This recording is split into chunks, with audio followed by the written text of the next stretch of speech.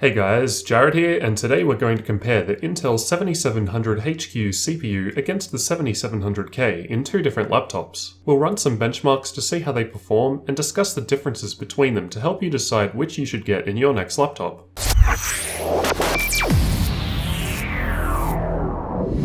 It's important to note that the 7700HQ is typically a mobile chip for use in laptops, while the 7700K is a more traditional, unlocked desktop chip. However, with that said, there are laptops available with the 7700K, so I think it's useful to understand the differences in performance and features between them when buying a laptop. You might be tempted to think that they're pretty similar based purely on the similar names, so let's find out. First, let's note the similarities between these two CPUs. Both have 4 CPU cores with 8 threads thanks to hyperthreading, a 14nm manufacturing process, support for up to 64GB of RAM with 2 memory channels, and 16 PCI Express lanes. Both also have the same Intel HD 630 graphics and were released in the same period, Q1 of 2017. That's where the majority of the similarities end, so how do they differ? The main difference is in the clock speeds, where the 7700HQ has a base clock of 2.8 GHz and can turbo up to 3.8 GHz, while the 7700K has a much higher base clock of 4.2 GHz and can turbo up to 4.5 GHz. Not only that, but the 7700K is unlocked and can also be overclocked for even higher levels of performance. Of course, this will depend greatly on an adequate cooling solution, especially if used in a laptop rather than a desktop, where cooling space is more scarce. The K CPU also has 8MB of cache, while the HQ has 6MB. The K has a TDP of 91 watts, while the HQ's is 45 watts.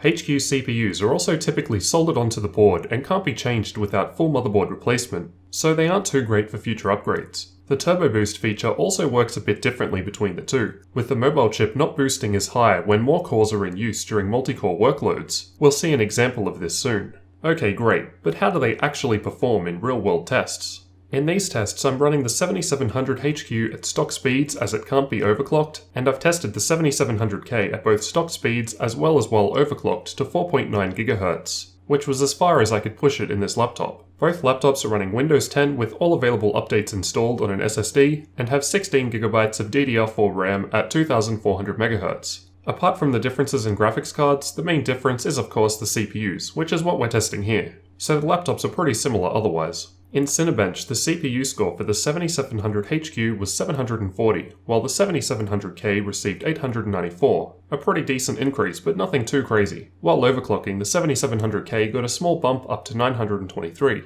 In the Passmark CPU benchmark, the 7700HQ got a CPU score of 8,820, while the 7700K received 10,667. Again, a nice boost in comparison, and again the 4.9 GHz overclock only slightly increased it to 10,936. In Geekbench 4, the 7700HQ got 4,402 for single core and 12,293 for multi-core. The 7700K on stock speeds got 5,265 for single core and 16,347 for multi-core. These increases for the 7700K are starting to look fairly consistent, however I think the difference in the way Turbo Boost works shows here. The multi-core test shows the 7700K is performing around 25% better than the HQ, however in the single core test the K chip is performing around 16% better.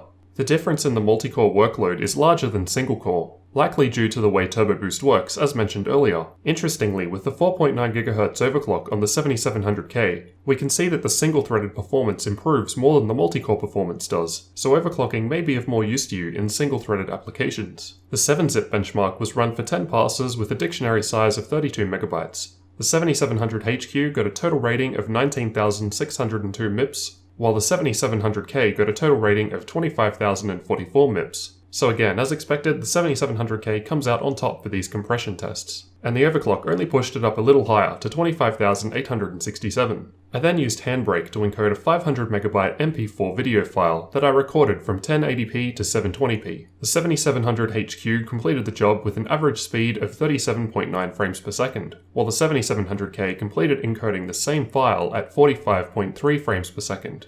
The 7700K was a fair bit faster in the encoding test, which could definitely be useful if you need to render a lot of video. With the overclock, we were almost able to get another 2 frames per second improvement. In regards to temperature differences, Keep in mind that the cooling implementations of each individual laptop would differ, which would affect these results. All testing was performed in the same room with an ambient temperature of 20 degrees Celsius. At idle, the 7700 HQ was sitting at around 25 degrees Celsius, while the 7700K sat at 27 degrees Celsius. Under full load, the 7700 HQ went up to 56 degrees Celsius, while the 7700K went up much higher to 81 degrees Celsius. Again, keep in mind that these temperatures are just with stock speeds. After the overclock to 4.9 GHz on the 7700K, the idle temperature only slightly increased. However, under full load, we were sitting at just under 100 degrees Celsius. Kind of crazy, and I wouldn't want to run it that hot on a regular basis. So as we expected, the 7700K performs a fair amount better than the 7700 HQ in all of our tests. On average, throughout all of these tests, the 7700K performed approximately 17.6% better on stock clock speeds. And to be honest, I actually expected the 7700K to score quite a bit better in these tests, based on what I've read online about it. So I'm glad that I ran these comparisons myself, as I can now see the difference isn't anything too crazy. The overclock to 4.9 GHz in these tests only improved average performance by 3.7%. To me, that doesn't really seem to be worth it for the large increase in temperature for such a small performance change. Of course, this would be much less of an issue in a desktop with proper cooling, but keep in mind we're dealing with a laptop here. So which of these CPUs should you get in a laptop? Personally, I've been using a laptop with the 7700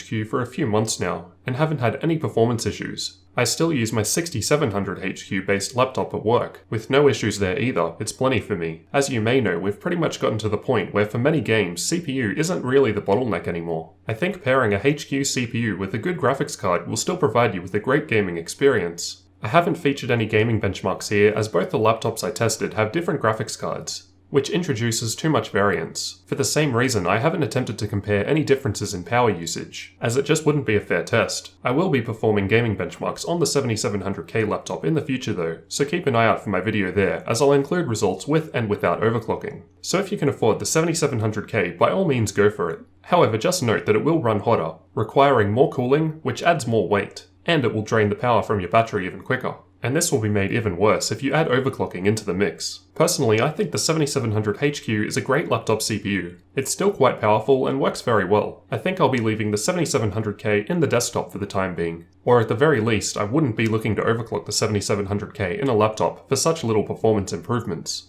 I hope this video has helped you see the real-world differences in performance between these two CPUs. Be sure to leave a comment on the video and let me know which of these CPUs you'd pick for your laptop. And leave a like on the video if you found it useful. Thanks for watching, and don't forget to subscribe for future tech videos like this one.